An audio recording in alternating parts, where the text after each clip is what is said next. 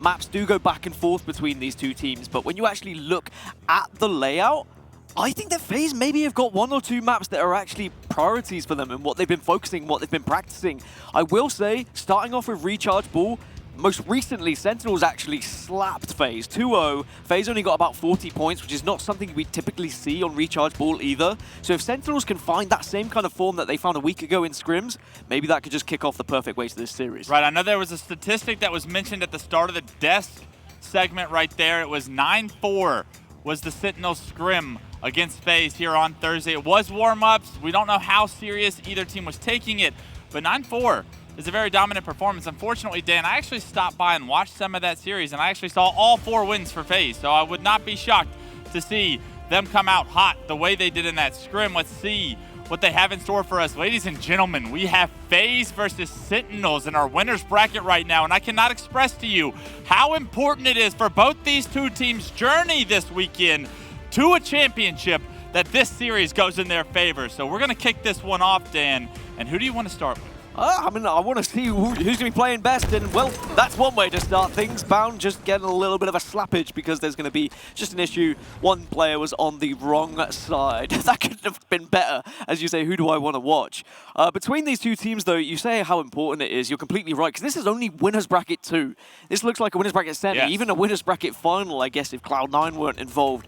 This is for top 6 to get to be guaranteed, but if you drop into that lower bracket, suddenly things are looking a little bit dicey, because this would be dropping early for either of these squads. Yeah, arguably, these are 2 of our 4-5 best teams here in Anaheim. For them to match up against each other so early, like you're saying, Dan, means that if these teams want to meet back up in the finals, it will be a long journey through the losers bracket. All of the players on this main stage have had losers bracket runs that have been successful, have been through that journey, but none of them want to take that path this weekend. You want to take the high road. You want to get this momentum going. Sentinels with the series earlier today got some momentum going, showed us some promise, but this is FaZe Clan we're talking about, Dan, and I couldn't be more excited for Falcated to get an opportunity to show us what kind of a superstar he is. Is there anybody you're looking out for in this series that needs to step up for their team to have that success? I think it has to be Royal 2, after seeing that kind of mini documentary with its somber music, with Onset asking the questions and Royal 2 saying, look, it's good to be back. I feel bad for what happened, but now I just want to get back into the action. So I want to see Royal 2 step up and show us why he was such an important part of this roster. Absolutely, such a crucial piece added back to the Sentinels team. We saw these two teams play in Raleigh. FaZe gets the better of Sentinels with 4 more on the team. Can they do it now in tournament play on the main stage against Royal 2? With this addition, is Royal 2 going to be enough is the question. We got Recharge, Oddball, and we're going to hop on board with Bound. I love this. Already Mangler in hand. Doesn't see anybody on Sentinels, so a little bit unorthodox start for Sentinels, but SnakeBite able to take him down. Camo, I do believe, does not get activated, so SnakeBite gets that camo and the Mangler, and now he has a big opportunity to put Sentinels in an early lead. 2 very different starts from these teams. Sentinels, who kind of tried to prioritize map control with 1 player baiting that camouflage. FaZe, they sent 1 player a little bit more aggressive, but again looked for map control. But it is Sentinels who lead the charge with picking up the ball. And my question was, what Sentinels are we going to see? Are we going to see the Sentinels that won 2-0 in scrims, or are we going to see the FaZe that was able to just eke out Sentinels on this game type in a scrim just a few weeks earlier? This is a beautiful play from SnakeBite on screen to grapple away to safety and then bring the ball back with him. Get over here, he says. Gets that ball over towards Elevator. It's not ideal when you have camo and ball at the same time, but SnakeBite is making it work perfectly right now. And if they can find bubu back blue here, they're going to have some serious ball time to rack up, but I'm not sure they know he's here, Dan. dubu just going to try and take this fight, but they have finally spotted him out. Yesterday, I was watching FaZe versus SSG on the Bravo stream, and FaZe were able to get 100 points unanswered against SSG. Actually, bubu held the ball for 100 points, so we know full well that FaZe do have that comeback ability if you give them the opportunity to do so. Finally, SnakeBite is taken down, and Sentinels find themselves with just LethuL up. Play ball, but FaZe can now take control of the map. Now, statistically, so far in Infinite, bubu has struggled for FaZe Clan. Already off to a 5-2-1 start. That's exactly what you want to see from bubu. If he's able to have a phenomenal tournament, he's going to give FaZe Clan so much energy, so much life and opportunity here this weekend. Bound just trying to take a position to cover with the shock rifle. Camouflage is going to be popping in 3 seconds as well.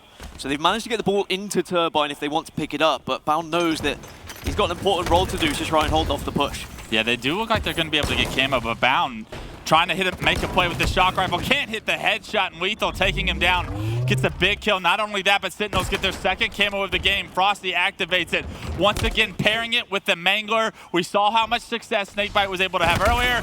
Unfortunately, he doesn't expect SnakeDown to have the sword, and that is camo off the map. SnakeDown getting that kill is massive. Of all things to run into, it's the sword. It's so difficult to trade because the sword just beats all when it comes to the melees. And with those 2 kills, SnakeDown has now been able to provide such a platform for the team to set up here around gold. This is going to be... Whoa! Well, I say it's hard to get a melee, but I think the sword connected with the wall, and Frosty manages to lunge around it. But that's because Frosty's movement. Frosty, in the middle of that sword lunge, strafed behind that wall just enough to where the sword wasn't going to kill him, and then got a melee. What a play by Frosty to get the sword out of SnakeDown's hands. We saw him starting to heat up. Someone needed to shut him down, and it was Frosty to do so. But now, hopping on board with Falcated, sees his team has pipes control, has a great opportunity to get this ball into a safe spot. I love this by him anchoring this kneeler position.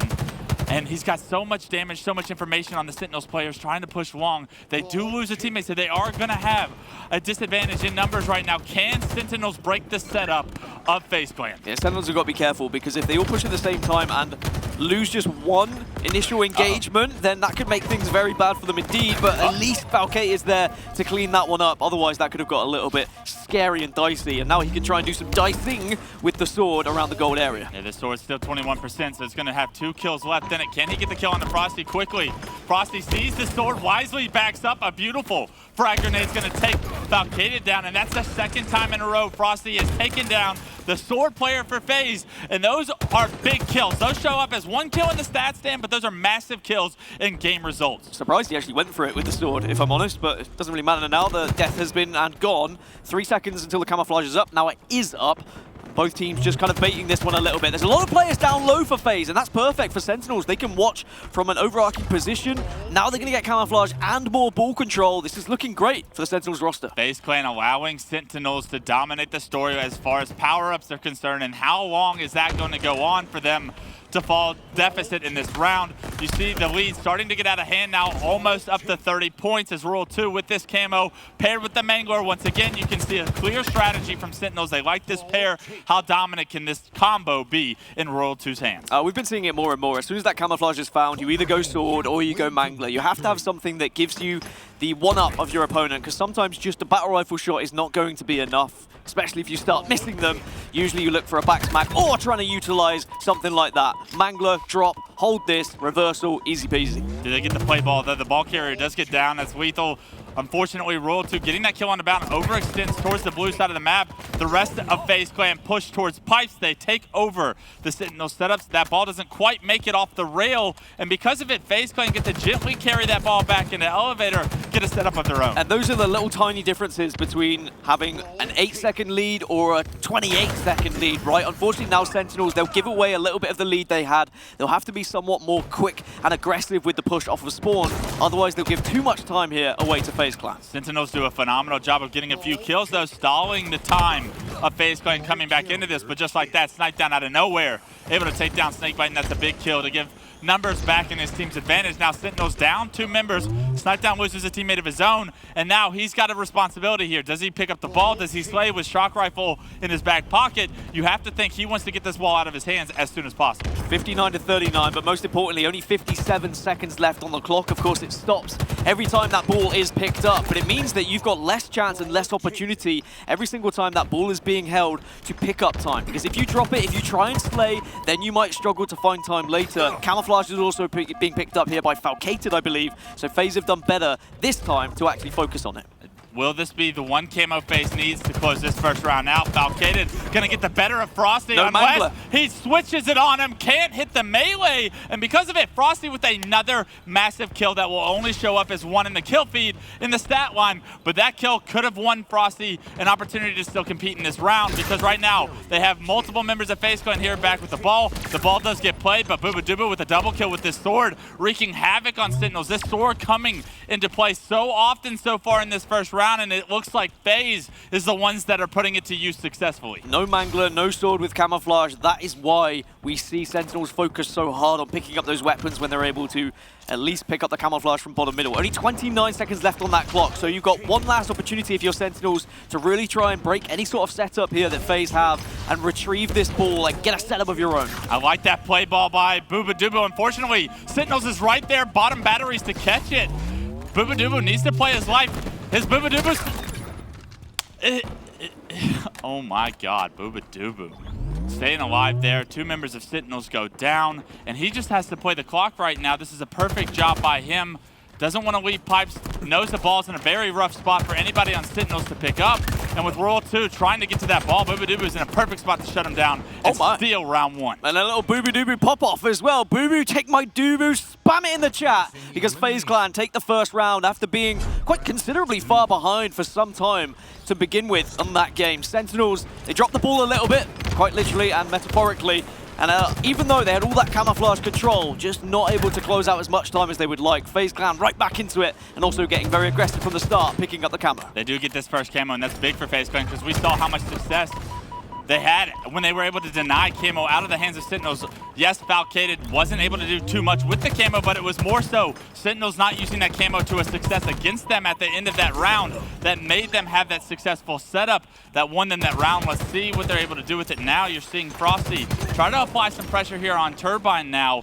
He is going to be able to help LethuL pick up 1, but this second player is going to get the better of him. That's bubu, top elevator. And once again, bubu stepping up in the second round, having a great series so far. Just needs to survive here. Trying to dance around any objects that he can find. He's got assistance as well. Really well played from bubu there. Again, using that repulsor just to get a little bit of elevation as well to make it a bit more unpredictable. Frosty's going to toss that one to LethuL, but do they know there's a player in gold pipes? That's my question. A great grenade from Frosty, too. You think he's dead to rights on batteries? No, a beautiful grenade's going to get that kill, but unfortunately, Sentinels lose 3. LethuL is forced to play the ball bottom batteries once again, trying to fight for his life, but he's taken down. That was all 4 members of Sentinels being taken down. As Falcated quickly makes his way to the ball, gets it up into pipes, and this is going to be a great setup for FaZe. They have everything they want, but these nades are going to do so much because they've opened the door for LethuL to slide in and get that first pick. Certainly in the start of the first round, there was a reluctance for FaZe Clan to pick up that ball. They were almost waiting for that perfect moment while Sentinels were picking up some scrappy time here or there. It seems like FaZe Clan have recognized that. They're now being far more inclined to get to that ball, pick it up, and pick up these extra 3 or 4 seconds when they present themselves. SnakeBite trying to get to this ball carrier. Unfortunately, he gets taken down, but his teammates are right there to get that kill. The ball, once again, doesn't quite make it off the ledge, and that makes it an easy pickup for Bound. Not only that, but they are going to regain the lead just now. That being said, LethuL in a great position to get camo mangler. We saw how much success Sentinels was able to pair this combination up in the first round. They're going to need to do that once again in order to build a lead, because right now, backs against the wall, this is a must-win round in game 1. Just like Harry Potter and his invisibility cloak, sometimes you just have to stay still so no one can see the shimmer. As LethuL at least secures 1. He knows that ball's there, but he also has had the call out someone's going to be in gold. So he has to play this one somewhat patiently. Yeah, bubu is below him with the ball, but Falcated the duo right there to sniff LethuL out. bubu's senses were tingling. They take down camo, and with that, they're able to accumulate a little bit more ball time and gather this lead even further in their favor. It just seems like FaZe have been improving on this game type slowly but surely throughout this series here, because right at the start I was thinking Sentinels were going to be able to comfortably walk away with it. They were getting the slays, they were getting so much camos, and SnakeBite shuts down Frosty in that 1v1 engagement. Just needs to stay alive, play his life, which he will. And 44-19 with 3 minutes left, FaZe can afford to just slay a little bit here, try and assert some dominance over Sentinels and try and get them on the back foot with spawns. Yeah, the lead's not comfortable, but the way that this FaZe Clan team is slaying right now pays so much for their playstyle and having an early lead here in round 2. They're playing free, right? Look at Falcated's stats already, 12 and 5 for the round. He just does lose his life, but he is being such a nuisance to the members of Sentinels so far. Impressed with SnakeBite's objective work as well throughout both of these games as Bound comes flying around the corner with the Mangler, but too much of a Sentinel's presence to stop.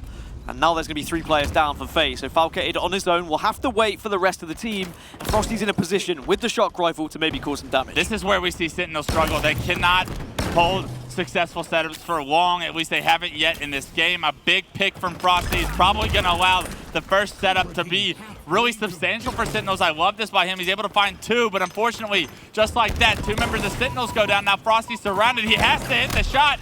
Can't hit the headshot. Does land a melee, but it's not enough. And FaZe Clan break the setup quickly once again. There's a good amount of time, but just not quite enough, really. And that's maybe down to the pressure that FaZe Clan were able to apply from several different directions. And it can be scary sometimes when you do send too many players in different directions. You can leave yourself vulnerable to a lot of 1v1 fights, but FaZe are winning these 1v1 fights. You can look at the stats right now. Falcated 13 and 5 just in this round. He seems to be firing and very comfortable, and may find a 14th as I say that. SnakeBite turns around, hits the shots. Beautiful shots from SnakeBite there, but I was going to say how great of a job Falcated did to not overextend in that turbine area. He didn't want to leave pipes, didn't give his life up immediately, and it's allowed FaZe to once again regain the lead. 58 to 67 then. Sentinels fell behind shortly, but should be able to tie this one up. Royalty will use the last little bit of the shock rifle. And even though this gold setup can sometimes be the best setup to have, I think a lot of teams are starting to learn how to break it, and it comes from grenades to start it all off. Just 3 points separate this team, make it 6 points as the ball does get dropped. Sentinels trying to slay out before they can accumulate any more ball time, but SnakeBite, LethuL both go down. Royal2 does find one to trade it out, but he's got a lot of work to do up here in red. He finds one. Bubu-Dubu's gonna run away with the ball. Oh my, Royal2, welcome back. The double kill, killing spree, can't get the triple just yet, but SnakeDown, you better hide because he's got you in his aim, takes down SnakeDown, and that could be the play that Sentinels needed to win this round. Royal2 just doesn't want to get too overconfident. He's been able to position himself to really hold off this FaZe Clan roster from being able to stop any sort of setup, but there's not been that much ball time accumulated. Finally, Sentinels get that ball back in their hands, but now we've got to see Royal2 do something. He gets both of them.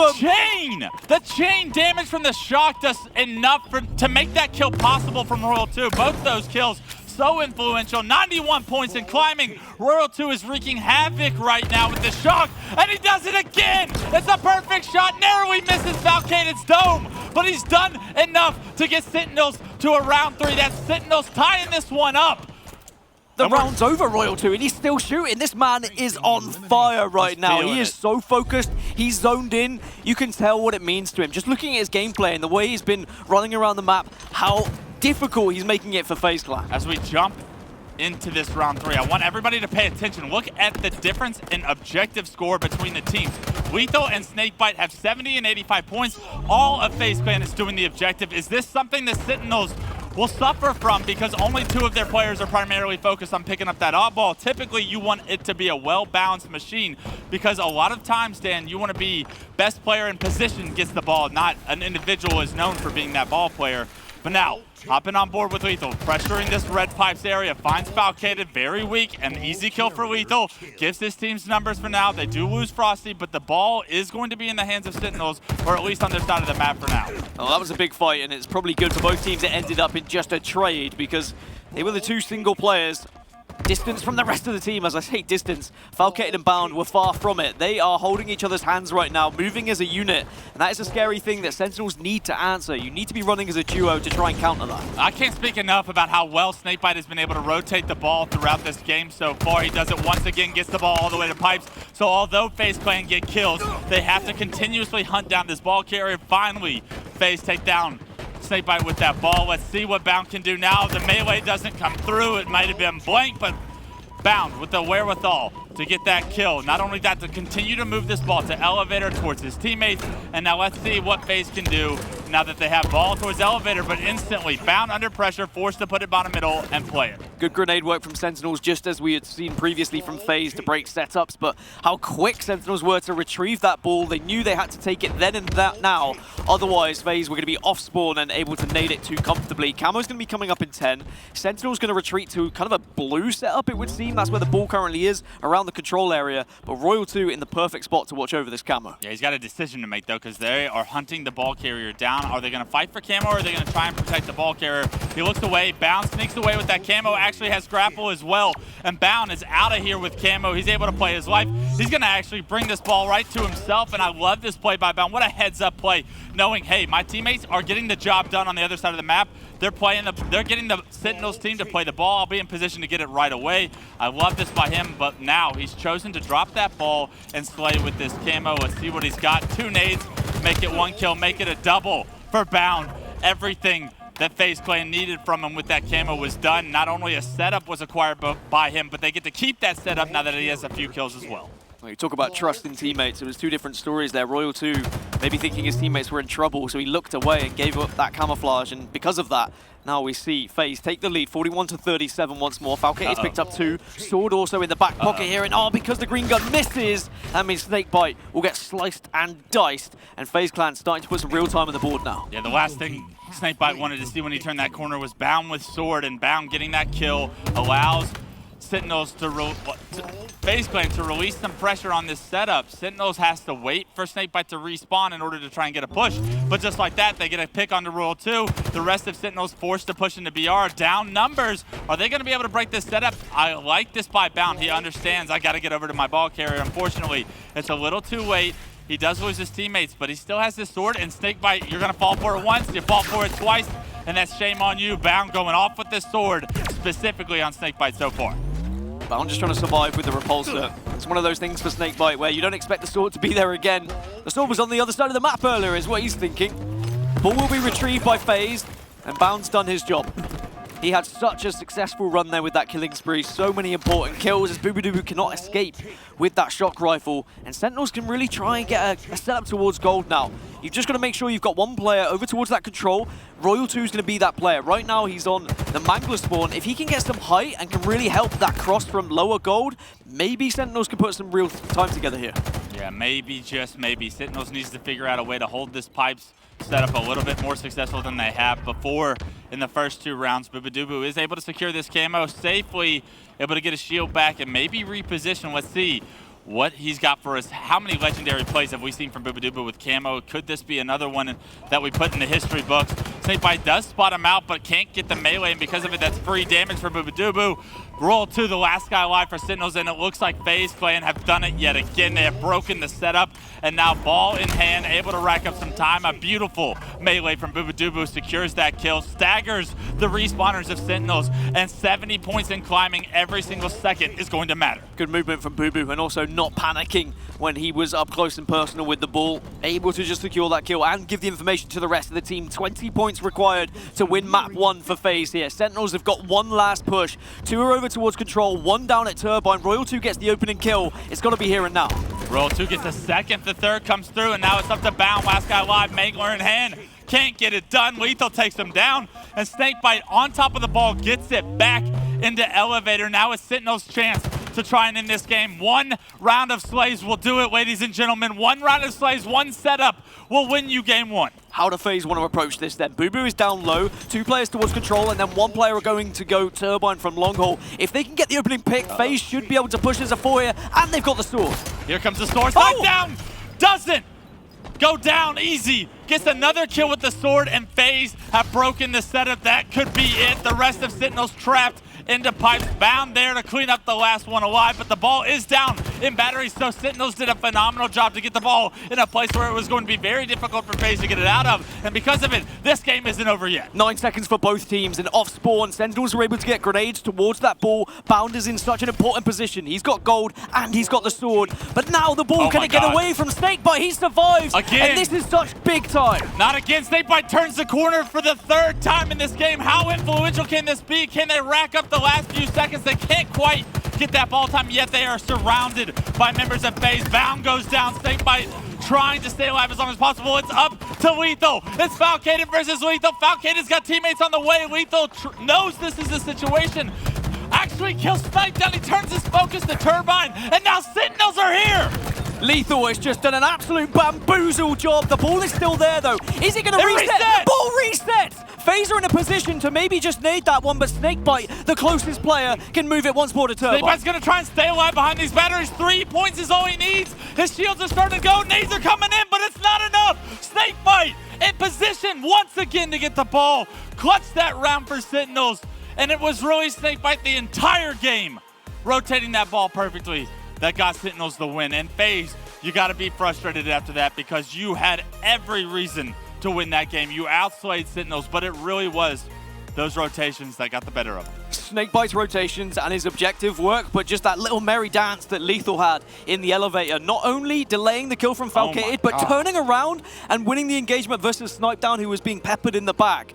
everything that Sentinels did in those final moments was just that clutch factor that you need from every single individual. You could look at any 4 of those players and what they did in those moments, and someone was doing something so important to that moment. But you are right, FaZe will kick themselves. They were able to get that initial push, get that ball time. They just had to hold on in the corner, get 1 set of slays, or just even 1 more kill, and they probably win that game.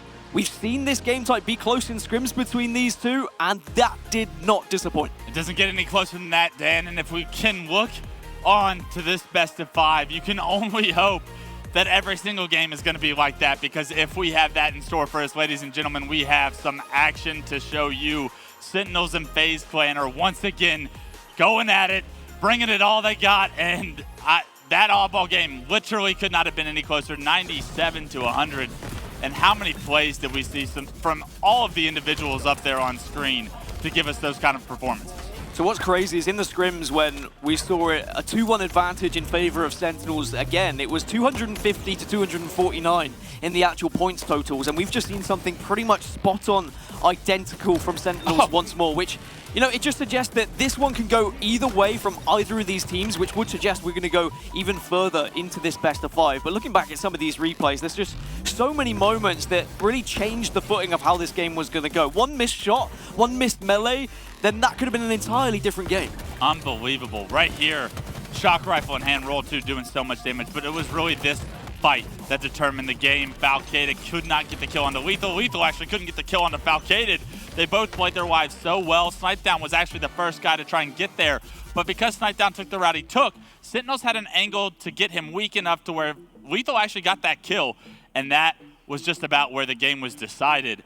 An unbelievable job by the second best player of all time in Halo, and rightfully so. I mean, that's what makes LethuL special. It's in those moments he has the awareness to look at SnakeDown instead of focusing on the one-on-one that he's been in for the last 10 seconds. Well, as you saw there on the series layout, Street Slayer is going to be game number 2 between these two mammoth teams, and it is a game type that both have been able to win in recent scrims. It's not really a favorite for either of them, a 50 to 47 in favor of Sentinels in the most recent scrim, but if you go back just a week prior, FaZe were able to win it 50 to 42. So it's going to be one of these swing games that is really going to come down to that rocket control, the bulldog control, and sometimes just even being able to get that position so you can overlook those weapons, sometimes bait them, and stop the other team from being able to pick them up too easily. Now, when I think of Street Slayer and I think of both these teams, I remember FaZe having an unbelievable performance at a loss where Bound dropped 25, Formal dropped 25 for Sentinels at the last tournament. Will we see a similar individual performance here and now? We're going to hop on board with SnakeBite, the man who got the objective done for Sentinels. Can he do it in the Slayer? Already applying some pressure over here in Pipes, but Bound doing a phenomenal job of getting Rocket secured, bringing him back to his team. They don't have a ton of space right now, but can Bound create that space? He does so with a kill onto LethuL, and those Rockets create a little bit of an opportunity here for FaZe to get an early lead. FaZe really able to grab those rockets, maybe a little bit too easy, but we saw that from Sentinels with their approach for the camo in the previous game as well. They like to sit off it a little bit, maybe thinking if they can bait it, Royal 2 eventually gets taken down. I was worried for a second, but a nice early lead for FaZe here, but it's only 4 to 2. And they're a bit concerned about, I think, the position of Frosty. They know someone is going to be around PD or towards that arcade area. They just need to bound together here, Falcated and Bound. Make sure they take him down in SnakeBite, and they will do. That's 2 back-to-back kills. A beautiful bait and switch. Bound doing a great job to interrupt that battle. A phenomenal job by FaZe Clan to fight from a very closed position back tower there. Come out on top. Not often do you see that, but now that's given them a bit of an opportunity here to create some space. SnakeDown with some pressure on the tires. Gets a kill on screen as well. Bubu dubu coming out of PD. Shot it to the body. Drops Frosty outright, and now Sentinels look to be trapped back tram. I love this by bubu dubu. He knows the situation perfectly, and he wants to get in their faces quickly. Does take a grenade from his teammate, but as you said, he wants to get into station with that Bulldog. This is a push that he has to make just to make sure that SnakeBite is not able to escape. Rocket's going to be up in 20 seconds, a 7-kill lead now for the FaZe clan, and Sentinels are on a weird spawn cycle. 2 of them at PD, 2 of them over towards Cafe, but at least they're all on the same side of map right now. Yeah, this is all because that bait and switch earlier that we referenced, Dan. This is an unbelievable job of FaZe getting map control and then applying dominance once they have it. Now Sentinels need to figure out a way to get out of this, but bubu not going to let that happen. He gets a kill, SnakeBite gets a kill. Not only that, secures the second pair of rockets, and 3 straight dead again for Sentinels. Roll to the last guy alive, and Tires Bound boss him out. Can't quite finish that kill. I love this by Bound as well. He's going to play his life, stay alive, not over challenge.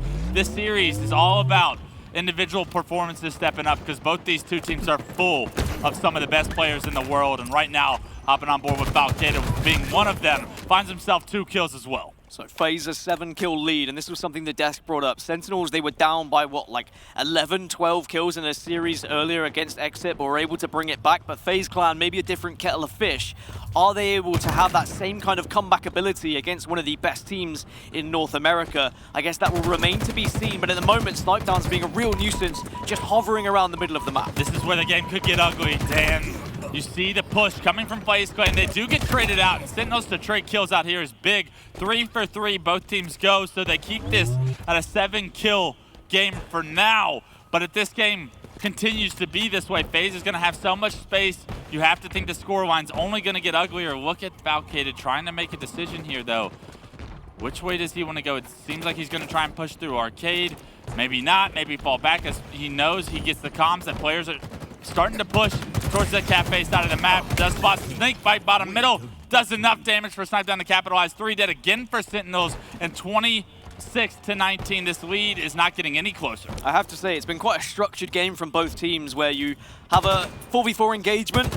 There's 2 or 3 kills shared about. Both players back off, they get the spawns, and then we see the 4v4 engagement happen over and over again. What we need to see from Sentinels is them to get that opening frag, then be able to capitalize on the player advantage and get all 4 dead from FaZe so they can retake pure map control here. And what better time to do it than when rockets are coming up right now? Bound with a large responsibility to try and win a 1v1, does so against LethuL. LethuL having a very rough game statistically so far.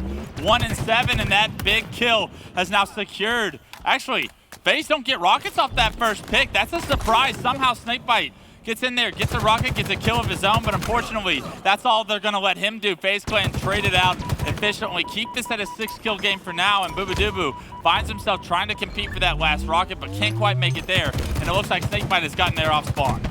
Eventually he fires it. Sometimes you get that little bit of delay when you pick up the rockets. If you don't YY, he does the damage, but doesn't get the kill. And FaZe Clan still hold that 6-kill lead. bubu able to shut down the rockets. Gets blown out by LethuL. The grenade at least will tie things up slightly. 33-29. Okay. So Sentinels, even though they were down by 7 at one point, it looked a little bit scary.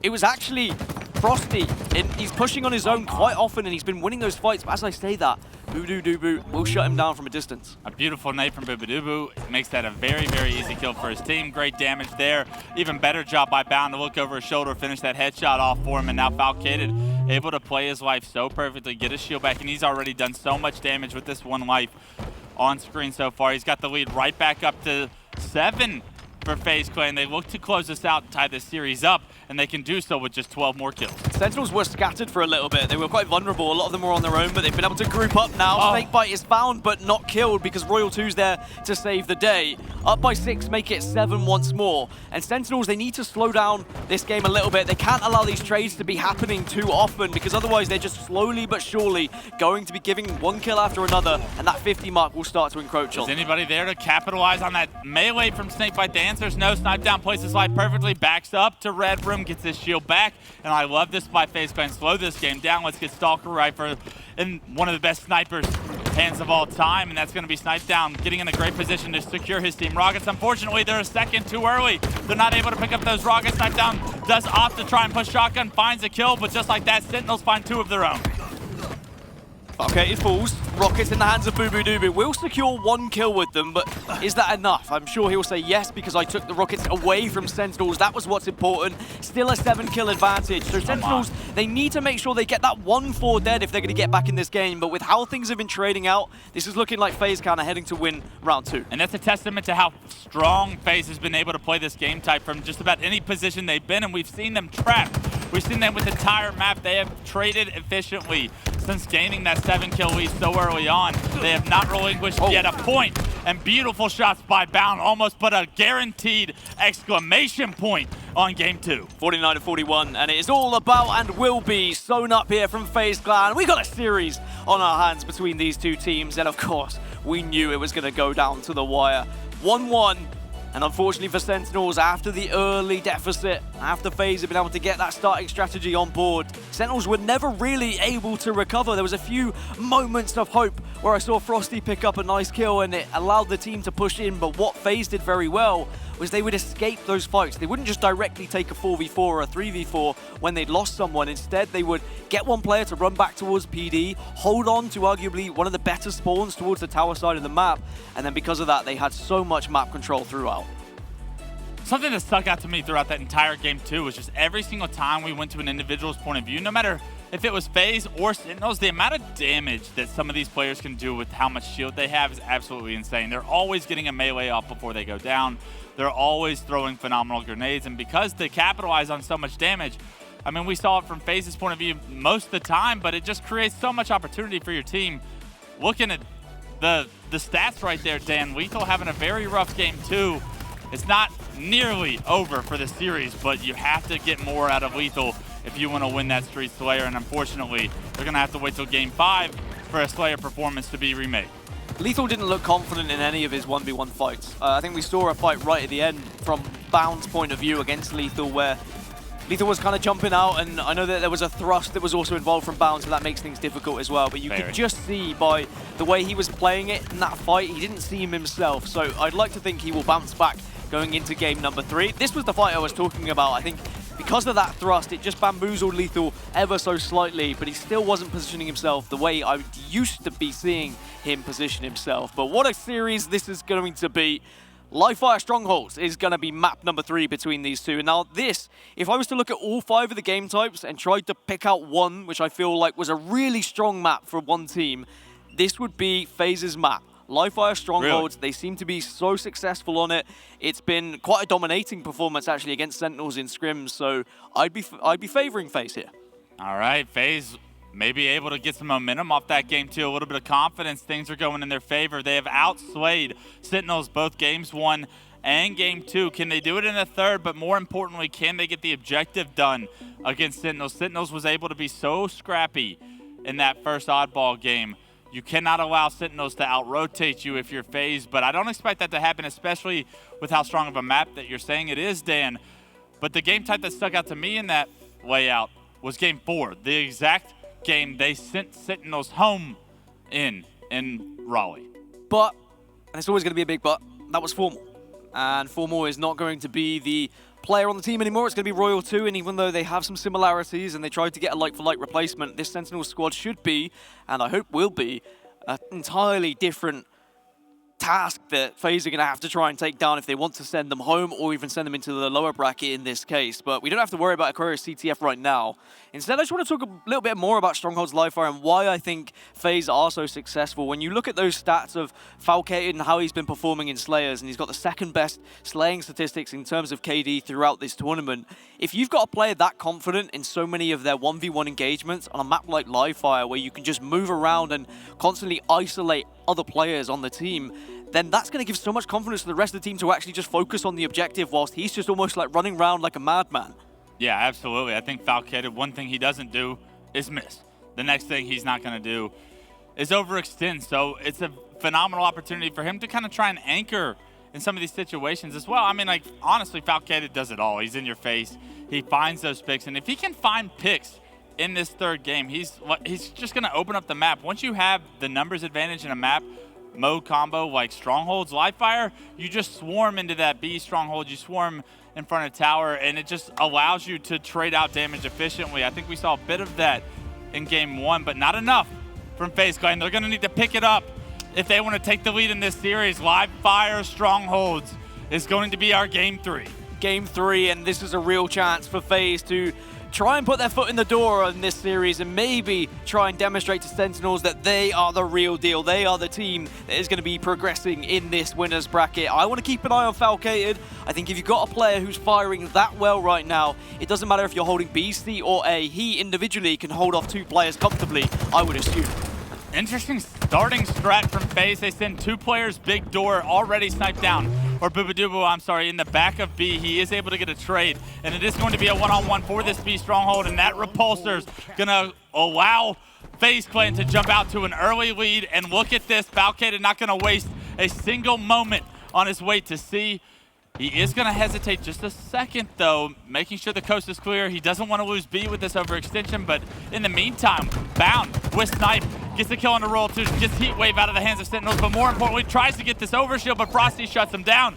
Big kills for Sentinels to get this overshield player hesitant, but just as I say that, I mean, we left Falcated screen. He was on bridge. He made his way all the way to sandbags, and he's already got overshield now that he's been able to influence the entire map so far. Yeah, he went from B to C, back to A. He is rotating. He is slaying exactly as I expected to, and he found an overshield on his way as a little merry present. LethuL is going to be a remaining player in A, will get shut down, but the pressure from FaZe Clan at the moment is relentless. Every single time Sentinels are looking to try and push into one of those strongholds off spawn, FaZe are there. FaZe are waiting, lurking in the wings. C is going to be taken temporarily by Sentinels, but again, here comes Falcated to try and stop it.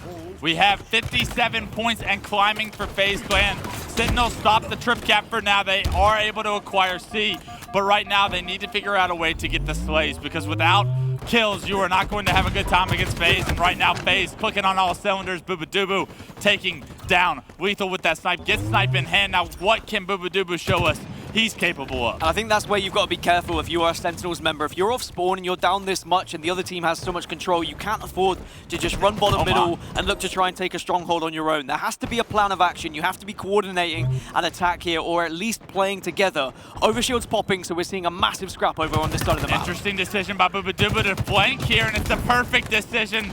Oh my! SnakeBite does activate that overshield, so he does get it out of the hands of FaZe Clan. But unfortunately for Sentinels fans, SnakeBite does get assassinated. Falcated in a perfect position to get that kill. A nice headshot onto LethuL is going to give FaZe Clan numbers as they look to push into B. And once again, Sentinels is on the ropes.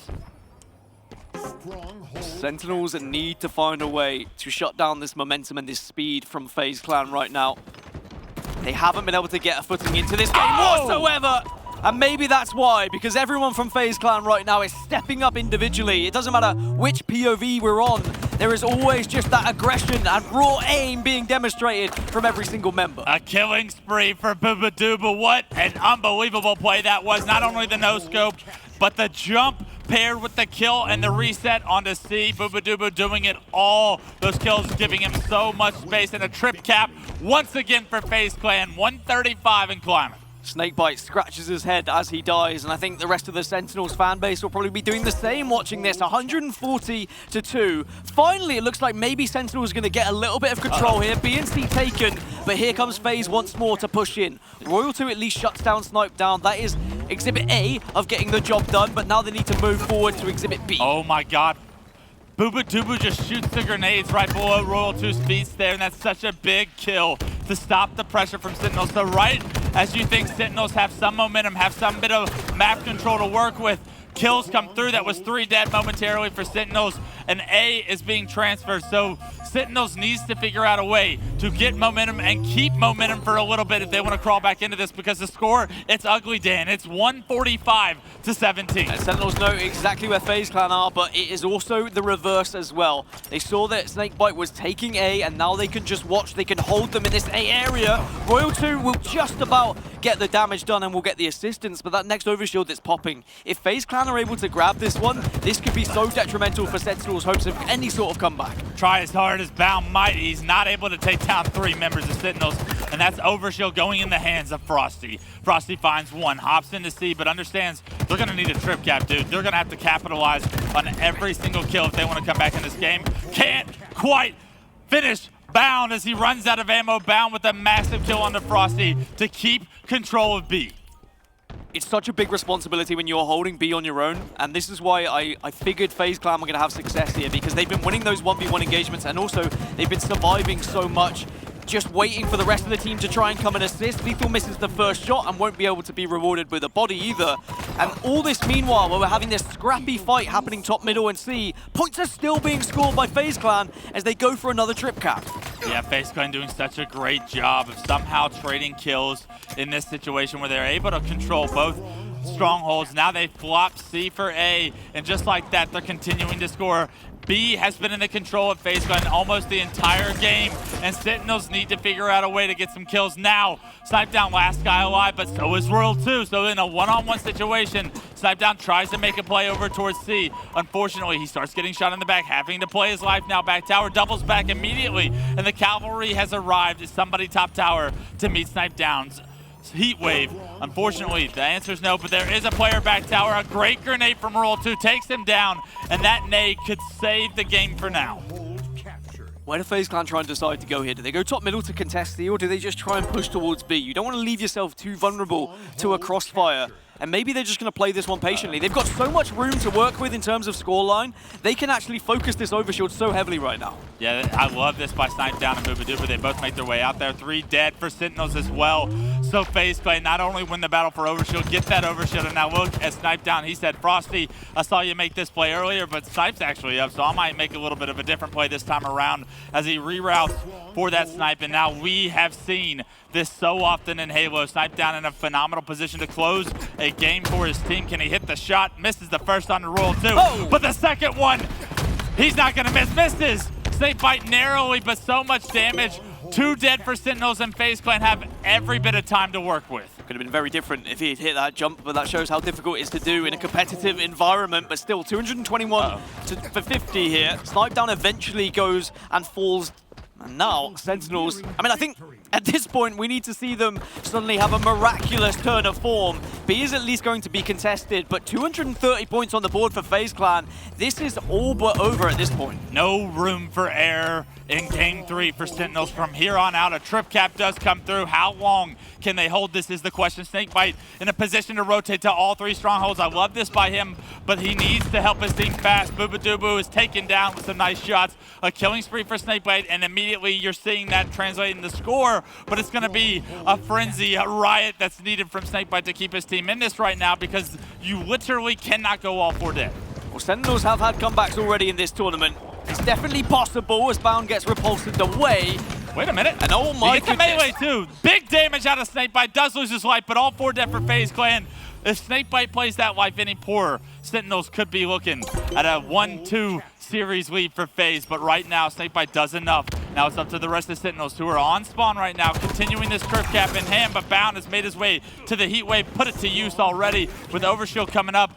Sentinels actually pick up 2 of their own, and they could be able to secure Overshield, but where is FaZe Clan on the map right now? Are they able to take advantage of LethuL's positioning? FaZe are really struggling right now. Off spawn, they're running 1 by 1, maybe just getting a little bit panicky. Hectic performances from them as Sentinels are slowly but surely eking and creeping their way into this game. FaZe just need to focus on the fact they are so close to winning. They just can afford to slow it down, wait for all 4 of them to be up, and make that one push. What do you want to focus on? It looks like A is the focus. How will they attack it? All 4 of them going towards A. I love the comms by Dan there. Slowing the game down is what FaZe Clan just did, and they were able to transfer A over, and now with 15 points is all they needed. Sentinels have to make a play. LethuL gets 1, but unfortunately it leaves World 2 in a one-on-one. But World 2 in a one-on-one comes out on top. Mangler in hand, able to get that kill onto bubu. Now A and C are controlled, but Sentinels is not going to be able to control A and C for long because FaZe already in C, but the rotation, World 2 makes his way from A to C, gets the reset, but just like that, his teammates need to figure out a way to get into a stronghold because they lose A once again, and 10 points now is all FaZe Clan needs. Sentinels need B. It's so difficult to hold A and C because of the spawns. 5 left to go. You don't have time to do this. You have to make your way over to B, and unfortunately, that's not the decision made. Staying alive was not an option. You had to get into B, Dan, and that could be something Sentinels needs to look over after this series is over, because you have to play desperate in desperate measures or desperate times. So FaZe Clan taking game number 3 then, and a 2-1 lead in the series after losing the initial. It seems like the FaZe roster have found a real workaround against this Sentinels roster that, I'm going to admit it, they struggled in that game. And even though there was so much promise, so much hope in those final few moments, where was that at the start of the game? We needed to see it a little bit earlier from Sentinels. This was my worry though. When I looked at the scrims, I knew that Live Fire Strongholds was going to be one of those maps that FaZe should, and they did, win. But then we move over to a map that is going to be a little bit closer, but we'll talk about that when we get to it. I think, just looking back, Sentinels, there was a lot of focus around the overshield, And I know that you do want to prioritize it at times, but every single time they tried to focus it, there was always one member of FaZe just making it their life difficult. There was never a comfortable overshield pick whatsoever. Yeah, overshield not quite giving them the power curve they thought that it would. And because of it, FaZe able to take control during that poor positioning, because overshield's so far away from any of the strongholds, you're able to potentially out-route the enemy team when you don't prioritize that overshield, or you're just not in a position to go for it as safely as Sentinels was some of that time. But it really is a difference in slaying early on that gave FaZe Clan the lead that they had. A beautiful job by Falcated and an even better route by Bound in that clip there to have such a good position on the flank there, removing Sentinels' opportunity to get that overshield secured and do work. I think one of the biggest takeaways as well was the individual pushes from Sentinels. We saw several times a player either pushing through bottom middle on their own or trying to push into C or A strongholds on their own and constantly being punished, and sometimes in a 1v1 engagement as well. And if you're losing that 1v1 engagement and your teammates are elsewhere in the map, it puts your team at such a advantageous position. I do it all We the move time. across to Aquarius All the CTF. time. It's one of those words. It just gets you sometimes. For scrims and in terms of performances from both of these teams, again, this is one of those flip-flop maps. It's gone both ways. A 5-3 recently in favor of Sentinels, but also a 4-3 in favor of FaZe. So I would say this could go either way, but with how FaZe have been playing, and from what we just saw when it came to teamwork and cohesion in map number 3 there, maybe this FaZe prediction that we saw on the desk wasn't so radical after all. Sentinels did not look good against Cloud9 on this map mode combo yesterday. Can they rewrite the ship? Can they fix the issues that we saw? This is the game type. FaZe Clan put Sentinels out of the tournament in Raleigh. Will this be a similar story here to knock them into the losers bracket? FaZe Clan look to advance to our winners bracket round 3 and secure top 6. It's going to be on the back of someone like Snip3down to get the job done here. And who better than to start this game with a gunner in every sense of the word, finds the first kill of the game, and that's going to open up the map for FaZe Clan.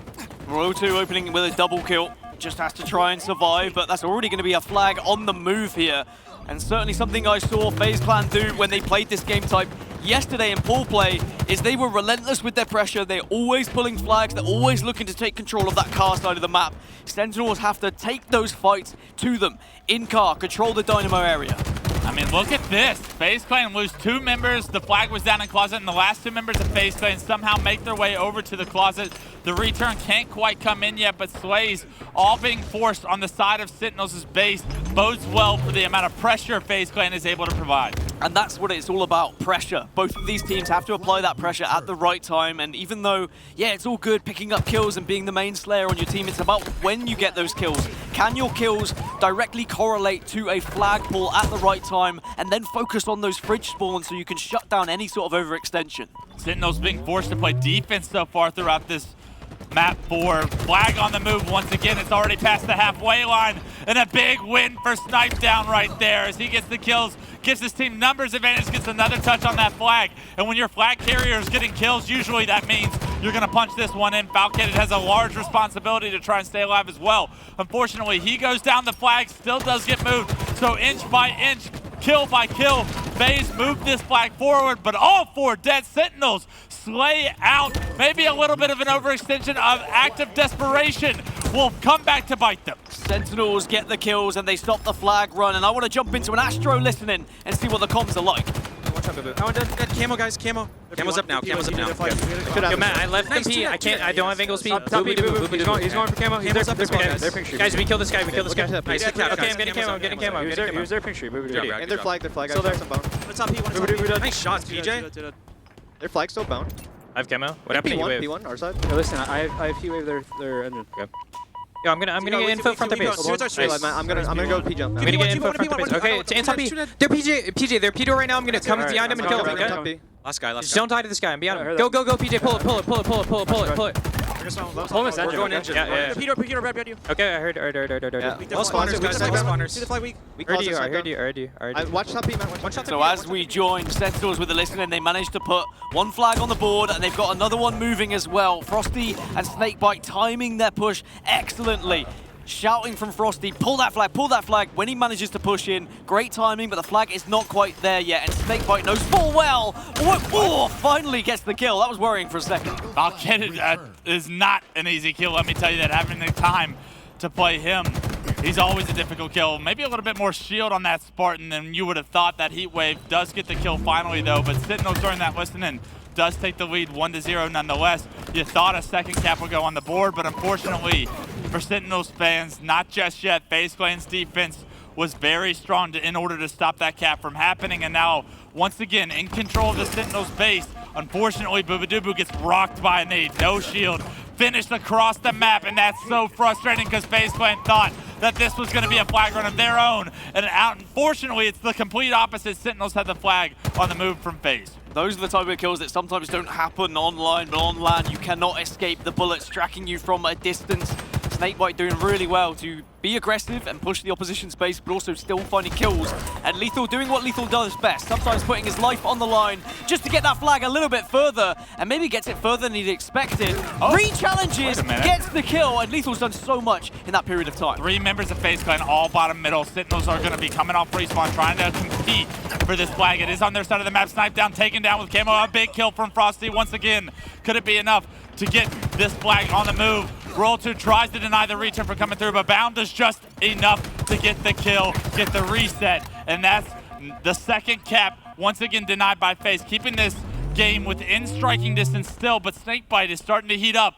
So is LethuL, 11 and 12 kills apiece, only Bound on the other side to match. Sentinels have had far more control of the car side. As I say that, SnakeBite maybe just pushing a little bit too aggressively into the bottom middle courtyard area. There's been a lot of bottom middle fights. It has to be said, a lot of courtyard pushes, not necessarily as much control on the side towers that I would have expected from these two teams. But I think that's because of the pace and because of the trades that we've seen from both of them. We've not really seen any real control from either side. No, it has been FaZe trying to control this closet side of the map. Haven't had an opportunity to really get a successful flag run going, but this could be just what the doctor ordered. SnakeDown finds a double. Falcated in the back of Sentinels' base right now, needs to try and play his life. He knows that 2 members of Sentinels are coming. Unfortunately, that nade keeps him no shield, and because of it, is he going to suffer the consequences? The answer is maybe, as he turns the corner, no shield still. He hadn't had his shields back for almost 30 seconds, and he's finally taken down, but that flag already in front of FaZe Clan's closet. This could be exactly what FaZe Clan need. Can they get this Slays to match? bubu opting not to drop onto the flag. It will allow Frosty to get the return, and now the flag can be moved on the other side here. But Frosty is there being a nuisance once more. 3-4 for Sentinels, 3-4 for FaZe Clan. It's a 1-versus-1 between SnakeBite and Falcated. That's a 1v1 that, I mean, I'd pay to watch, I'm going to be honest. But it's 1-0 to Sentinels still with 6 minutes remaining. Both players choosing not to engage in combat right there. Falcated does get that return, but SnakeBite takes the long route. Route man gets paid, and he's got the flag in hand. Jumps up top. I love this route by him. Gonna throw it bottom middle, but do they know a member of FaZe is in their closet? Because he could ruin everything. It's gonna be Falcated. You're gonna see that one-on-one, and Falcated wins it, but unfortunately, the damage is done. The flag already across the map. Is anybody from Sentinels there to get a touch? Because Frosty is top middle slaying, and it looks like the answer is going to be yes. It's going to be LethuL coming off spawn, getting that touch on the flag, but he's risking it all, baby. He's got the flag in the window, no shield. Can't quite get it, and that kill could be massive because no one from Sentinels quite in a position to punch that one in. SnakeBite hesitant, he knows he's going to be looked at. Everyone from FaZe is focused on making sure this cap doesn't go in. And now with 5 minutes left, the flag goes in. Sentinels take the lead 2-0. All 4 dead for FaZe Clan as well. That's going to be another flag being run by LethuL, and this should be an easy cap because they're all going to be spawning Fridge. As long as there's eyes on it, and as long as there's not going to be some crazy nades, this is going to be back-to-back flags for Sentinels, who take a 3-kill lead. A 3-cap lead. That's what I meant. 21 kills for LethuL in his debut back from prison, and what a show it would be to push your team to a Game 5 against FaZe Clan here in our winners bracket. LethuL looks to continue the pressure on the FaZe in the back of the base. Dubu, you're for lunch, baby, because he's got another flag in hand. LethuL just throws one more out. This one's a little bit of bait, but SnakeDown is going to be there to contest it. But for FaZe Clan, I mean, being rocked here, 3 caps down. With the camouflage coming up in 20 seconds, maybe that's got to be a priority. Maybe that's the way they regain a little bit of control of this map. But I think this has been perfect for Sentinels. It's been such a scrappy game through bottom middle, and it's been about decisions and quick fire spots when you spawn and making sure you can get the grenade out or making sure you can get that final shot onto a team. There hasn't been as much structure, and I think FaZe kind of suffered because of that. The kills are just always going in Sentinels' favor in this game 4 for the first time in this series. You're seeing Sentinels outslay FaZe right now, and with it they have so much map control to work with. 3 dead again for FaZe Clan, and right now with 3 minutes and 45 seconds left, it's going to be very difficult for FaZe members to kind of fathom coming back in this game because it takes so much effort to just get 1 flag on the board, and you need 3.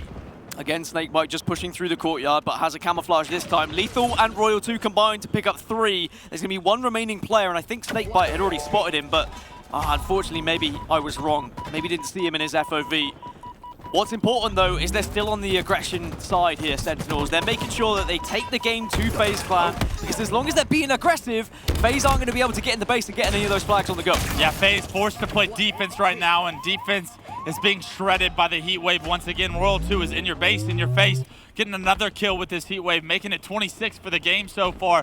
Flag is on the move for FaZe Clan, though, so maybe that they can punch this one in with 2 minutes and 56 seconds. There's an opportunity to try and get something done, but it does look like that flag has been stalled. Royal2 hesitant to run this flag, knowing, hey, I'm on fire, let the fire burn, let me get some kills, and there's no way we lose this game if we get another cap on the board or I put FaZe in respawn. So Royal2 is actually going to opt to try and put the flag on the board, but unfortunately FaZe do get that flag all the way to their base, so we're seeing a bit of a standoff for now. And that's fine. That's absolutely perfect for Sentinels. Any sort of delay here to this clock is going to be great, as again Royal2 picking up even more. He's on 29, SnakeBite on 18, and that was a ninja apparently. But yeah, I say apparently. But either way, it doesn't matter. Sentinels have been able to secure so many kills in this game that FaZe just haven't been able to keep up with the pace of it. Okay, what can Falcated do? Because still 2 minutes on the clock. If he's able to make a play, maybe get a cap, this becomes much more realistic. Unfortunately, just too much pressure from Sentinels coming off respawn there. Too many angles they have on him. He's not able to play his life. He gets taken down, and FaZe Clan, a minute 50 left. You're starting to think about game 5 already, because this is going to be all she wrote, especially with how hot Sentinels are looking right now on Aquarius. It's mad to think that on Slayer Aquarius, Sentinels have struggled historically, but here on Capture the Flag, they look at home, and it's all been down to Royal2 being able to so easily overextend and get behind this FaZe roster. Doesn't get the trade there, but actually, I think the nade's going to come through, and the assist helps out LethuL. A camouflage picked up, that should realistically deny any real chances of FaZe getting back into this one, and it's looking more and more likely that we're heading to a game 5. Absolutely, just a minute and 20 seconds to get there, Dan, and it'll be our 3rd game 5 of the tournament. We might be cursed, but it may be a blessing, because right now we're seeing some of the best Halo players in the world push themselves and each other to the distance of every single series so far this weekend, and dubu has had so many special game 5s, he's going to need to muster that up, because right now, FaZe Clan struggling here in game 4, but have put themselves so far in this series in a position to get to game 5, and sometimes that's all you need. This is just winners bracket round 2, a place in the winners bracket semis on the line between these two teams, and it's going to be decided by a game 5, I'm sure of it at this point. FaZe maybe will kick themselves a little bit, the fact this is going to go to another Slayer, but remember, they did win the game 2 Slayer, they did take down Sentinels, so perhaps that's going to be a good omen for them. Yeah, this is actually the only game that we have seen Sentinels outslay FaZe. What does that mean as far as the series is concerned, Dan? I have to ask, do you favor the most recent game that they played? Do you think Sentinels is coming here with some momentum off of this game 4? Or do you think the story of the entire picture is more important, favoring FaZe Clan? I would say that in the game types that have had a little bit more structure and they haven't been as fast, they've been slowed down a little bit, that's when FaZe have really been able to succeed, as they will unfortunately go down. Sentinels take map number 4, and we will be heading to a game 5. That game 5 is Bazaar Slayer. So if we're going to be seeing a team that is better when there's structure, when it's a bit more slow paced, then maybe that does favor the FaZe Clan. However, you can speed that game up. If you are the team who controls the middle of the map and you're consistently getting the rockets and the overshield, you can really take it to the opposition. You can get aggressive on those bases, and maybe that's what we're going to see from one of these sides. But what a game 4 it was, and what an amazing performance from Sentinels just to quieten down the FaZe clan a little bit. And much needed game 4 from Sentinels, because this series had heavily gone in the favor of FaZe clan after that game 1 where they were able to sneak by. But FaZe clan has pretty much dominated the next 2 games in this series, so it was a much needed Sentinels performance to tie this one up, reset the bar, and now it's going to be 50 kills to separate these two as we go into game 5. Well, just talking about LethuL though, in that CTF Aquarius, I mean, when we look at what Formal was able to achieve on this roster, who, may I add, did phenomenal as a substitute. The way he came in and the way he performed at Rally and in the Online Pro Series was amazing, and I think Sentinels will be ever just happy that he was able to achieve so much, and they'll just be so grateful that he was able to jump in. But now with LethuL jumping back on the roster, it was always going to be the question of how are things going to be for Sentinels? Are they going to be a little bit under practiced? Is LethuL maybe not going to have that competitive edge because he's been out for so long? Well, I think we got answered there in game number 4. Every single time we were on the POV of LethuL, he was behind enemy lines, whether he would have a heat wave in hand or whether it was just a battle rifle, he was always getting the job done. Yeah, think about last night and what we saw against Cloud9 from the Sentinels team as well. LethuL having a very rough time on Aquarius CTF, so a major bounce back performance from him. He's found his groove. Obviously, it helps when everybody's getting their kills. When we got flies on the moves, you're not playing from a deficit. But that shows that Sentinels really is learning in the middle of a tournament, because this FaZe clan can win this whole thing. But in order to do so, this series could determine how their journey goes for the rest of the weekend. Will they do it through winner's bracket? We have Bazaar Slayer coming up next, Dan. And this is a game type that they played with Formal against FaZe, had a major lead in Raleigh, and gave it all away to FaZe. They did give it all away, and in recent scrims as well. This has been a 50-48 in favor of FaZe, and then a 50-49 in favor of Sentinels in the 2 last times they played against each other. In a game 5, could we get that down to the wire teeth moment where you're just wondering and you're just shattering and you're asking the question of who's going to be able to get that next kill? It is definitely going to be very nail-biting between these two. And I'm setting up, and I'm hoping that no one's going to just absolutely destroy the other team now, but certainly Scrimsy would suggest no one's got a major advantage on this game type. We definitely need to see both of the teams off the rip get that starting strategy nailed. We've seen several different starting strategies when it comes to Bazaar, running out of the double doors, nading the opposition double doors, and then pushing to get the dynamos and the overshield, also prioritizing that grapple, so then maybe you can steal away either the overshield or the rockets. Very interested to see how these two teams play this. I'm actually really surprised to hear how close some of these Bazaar Slayer games are, because I honestly find this map Mo combo being one of the heavily invested in who has control of the map. It's a snowballing map. Typically, it's very difficult to try and come back when you don't have the map control and you're trying to fight for mid-map, but you don't have the angles in order to do so. So both these teams obviously knowing each other's strategies, having a great job of keeping it close even though one team is in control. Even not seeing the game, hearing 50-48, 50-49 makes me excited for this game 5, but I'd have to say it's not often we see close games on Bazaar Slayer, but maybe these two have that in store for us. Yeah, we can't promise you a 50-49, but boy, are we going to hope for it. We've had a game 5 every single time we've casted, so maybe we can get a nice, close, we can almost guarantee one. We can always guarantee it's going to be a game 5, so you're welcome, I guess.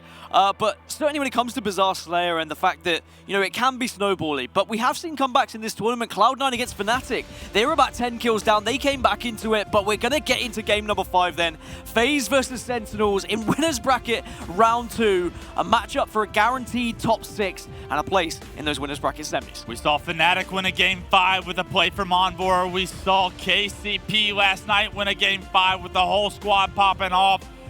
Who is going to do it here and now as we advance through our winner's bracket? FaZe and Sentinels, here we go. LethuL, the man of game 4, trying to get out of his tree. Good damage onto the first player. No snipe downs in this closet. Aim down, sight, and now LethuL and SnakeBite, 2 of the best shots in the history of Halo going at it. A trade 2 for 2. Bound is still alive, but Rockets went in favor of Frosty, and that means that Bound is just going to have to hide, tuck himself away, and hope that someone from FaZe is going to help soon. But a grenade lands right on his forehead, and now it seems like Sentinels got the better in that opening. Frosty needs to stay alive. Wisely backs down from that position, but more so pressured FaZe into staying in that bar. Now they do have FaZe trapped at that base, but you see FaZe members pushing out shotgun side. LethuL does go down in that corner. Bubu gets fried like a chicken in that corner, and unfortunately, Sentinels don't have enough firepower to keep FaZe contained in that base. A great job from FaZe to break out. And I think that's a massive demonstration of why this has been a really close game between these two teams. Despite the fact that Sentinels got the opening kills, they had a little bit of control in the middle of the map. Nice FaZe shot. had the perfect answer to quickly push out off spawn. SnakeBite's going to wait for these dynamos. Remember that like every 30 seconds or so is when we see the spawn, so it's so quick that you can constantly pepper your opponents and fry them. SnakeDown using the Mangler to perfection, backing down SnakeBite on that big door, using a little bit of Apex skills with that Mangler right there. Beautiful job by him. A great job to get some damage right there. SnakeBite does find 2 in the kill feed to trade it out, but the rest of FaZe are going to get kills they need to push this to a 10-7 lead. And I love this positioning by SnakeDown. Even better idea here now that he's got grapple in hand. Makes that an easy kill with that Mangler, but a good job by LethuL to trade it out with a nade. Seeing the benefit of the Mangler and the extra damage from the melee there, just winning the engagement against the battle rifle melee. Bound's going to have the Bulldog in hand, and he's going to be able to get aggressive. SnakeBite just about gets away, and that's going to allow the reversal. SnakeBite gets the assistance, overshield's popping, and that's the perfect time to get 3 members of FaZe down. I mean, everything just changed because SnakeBite, once again in this series, turns the corner when he shouldn't have gotten away. Because of it now, Sentinels has this overshield. They look to push. Frosty with the Needler kill in the tree. LethuL trying to get Bound taken care of, but Bound gets out of dodge, similar to the way SnakeBite does. Will Bound now be able to make a play because he played his life so well? LethuL wisely backs down because he doesn't know what's on the other side of that wall, but unfortunately Bound somehow gets caught out front the base, does get back smacked, but Sentinels lose 2 in the process. Can't split the difference between these two teams right now. 14-14. Both trying to get aggressive when they have that map control, but both have been punished for it on different occasions. Bubu's trying to do what he can from behind at the moment, but a team nade is going to connect with him to keep his shields low. He needs a little bit of help. SnakeBite's going to be behind him here, and you know, honestly, these next rockets are going to make such a huge difference and could really be the swing for either team. Yeah, bubu actually not getting shot this entire time. Slightly surprising. I love this play by him. Gets the grapple, wisely grapples those rockets to himself, and now relocates in the corner. As Sentinel's going to expect this play. Frosty pokes his head out, eats a rocket, but somehow only knocked to no shield. The second rocket gets knocked by a nade and doesn't quite go where bubu wanted it to, but Bound is here. He's able to get a couple of kills, and so does SnakeDown. Last player alive, LethuL with a big kill to release some pressure on the respawns of Sentinels, and because of that, they make this just a 2-kill game. I cannot stress enough how important that kill was from LethuL, and you know full well that he knew it. That engagement, if he had lost it, there would have been so much more map control for FaZe that Sentinels would have been struggling off spawn, but because he stays alive, now he can be joined by the rest of the Sentinels roster, and instead they still hold the middle of the map here. Yeah, LethuL needs to be careful though. Multiple members trying to push him rocket side of the map, and with Overshield coming up in less than 10 seconds now, LethuL knows the Sentinels want this Overshield to try and fight for the mid-game lead. Right now, he goes down though. Frosty's gonna try and back that up, trap these players. Bottom shotgun does a good job to help LethuL get that kill, and unfortunately, he's not going to hit that combo, so he's got to wisely back down from that shotgun. But in the meantime, Sentinels have secured another overshield, and what can they do with it now? Has to be said that the overshields have gone in favor of Sentinels, but now the dynamo nades are going to be ticking. There's going to be a lot of information gathered. Who's there to clean up? Though, of course, Royal2 is going to sweep in and pick up the double kill. And alongside SnakeBite, this is an excellent push, which finally sees us create a gap between these two teams of 4 kills, and maybe even 5 will be 5. Yeah, let's see what Sentinels can do with this kind of control. It's up to FaZe to keep this game close, to get out of this space before Sentinels can double back. They had to push all the way in to kill bubu. Is it enough time that he bought for his team to come off respawn? SnakeDown did make it to bottom middle, and that's 2 kills for FaZe. That's a great job. That's all because bubu stalled and allowed them to come off spawn, but unfortunately, it doesn't seem like it's enough because right now, The jig is up. LethuL picks up 2 of his own and regain map control. You can learn so much from watching both of these teams, how quick they are to re-engage into fights, even if their shields are only just recharging. They don't wait for that moment where they're at 100%. Instead, they trust their team, they trust they're not going to be shot, and they help as quick as possible. And that's why Sentinels have got this lead right now. The team shot has been superb. The reason Sentinels have this lead is the performance from SnakeBite so far. 12 and 6 here in this game 5. Is he going to be the player that makes the difference here? LethuL has 11 assists of his own, so Sentinels doing a phenomenal job working together, getting those kills, and it's off the back of the duo, the legendary 2, LethuL and SnakeBite, that have done this so far. I love this positioning by Frosty because so far, FaZe Clan have broken their setups by pushing bottom shotgun. The game's slowing down a little bit with a 6-kill difference, and the reason why, we've got Rockets and Overshield coming up. This is arguably one of the most important parts of the game, as Frosty will back off away from that fight. And if one team can secure those rockets and take down the Overshield, you could argue that can sometimes be the better strategy, but SnakeBite's going to be there with the grapple, so at least that's the Overshield secured. Great job by SnakeBite to secure Overshield, but it does look like in the meantime, SnipeDown sneaks by, gets rockets, gets them back to his side. So now it's Overshield in the hands of Sentinels, rockets in the hands of FaZe Clan, but where is SnipeDown going to take those rockets? Oh no! He's actually taken down Frosty with a double. Frosty does so much work towards Rocket's side of the map, and because of his SnakeBite finds an easy kill. And now he has both Overshield and Rockets. The nade comes through, knocks him to no shield. Both Rockets get used, but dubu goes down, but more importantly, an 8-kill lead for Sentinels. And you were saying it's kind of a snowballing map, it's difficult to come from behind, and FaZe, well, they've got to demonstrate that it is doable. They've got to demonstrate as to why this has been such a closely contested game between these two in scrims, but right now, another kill going on board for Sentinels. FaZe are in a rut. They're stuck off spawn, they're really struggling, their backs are against the wall, and Sentinels just seem to be oozing confidence. Yeah, this is such a tough position for SnipeDown. He wants to get involved, but all of these combat engagements just favor Sentinels in this shape. He does get frustrated. He pushes out front rocks, trying to get a kill on the LethuL, and it's just good shots from LethuL that take him down. And unfortunately, it's just so difficult when you don't have angles, when your teammates are coming off respawn. What do you do on a map like Bazaar Slayer? Unfortunately, FaZe not having the answer just yet. Dynamo grenades in the hands of LethuL. He got lots of information that were players in tree. If he throws another one towards bar, he'll get even more info, and they can just watch these angles. Instead, he's going to help a teammate. Going to kill a teammate. Going to kill LethuL, but also takes down Falcated. It's a 44-34 lead. That's what's important for Sentinels, is they just continue these trades, they continue this aggression. Don't allow FaZe to slow this game down. The 17th kill on the board for SnakeBite, the man of game 5 here so far, 17 and 8. As he goes for the Mangler, you can guarantee he's probably good for one here. Can't quite finish Falcated. Falcated doing a great job staying alive bottom middle with that grapple. Can they get this Overshield? Because right now, FaZe Clan need it in order to mount any kind of comeback. 47-37. SnipeDown takes the fight and gets aggressive so he can try and secure that Overshield. Sentinels know they don't need the Overshield. They can bait it a little bit here. SnakeBite, if he gets a kill, which he won't. 47-38, 48-39. A couple of kills going in favor of FaZe, but now Sentinels are so close. One kill will decide the match right now. Sentinels on the brink of a win. Can LethuL finish it off? No, he gets the player to no shield. And who else other than SnakeBite gets the 50th kill? And that's going to do it for Game 5. Sentinels will come out on top. And FaZe Clan forced to the elimination bracket. It's a series that went back and forth, and I really didn't know which way it was going to go, but SnakeBite put on a demonstration for us in Bazaar Slayer. It's one of those maps where if one individual is able to roam around the map, get so much presence and pressure, but also survive, it makes it so difficult for the opposition team. There's one key takeaway, one moment that is going to live in my brain for quite some time, and it was SnakeBite running around the corner, surviving in tree, and then turning and getting the nade kill to give not just himself the extra kill, but to secure a little bit of control for the rest of his team. Absolutely, and that control gave them the Overshield as it was coming up just after that. If Bound's able to get that kill, I mean, it would have changed the entire outcome of the game.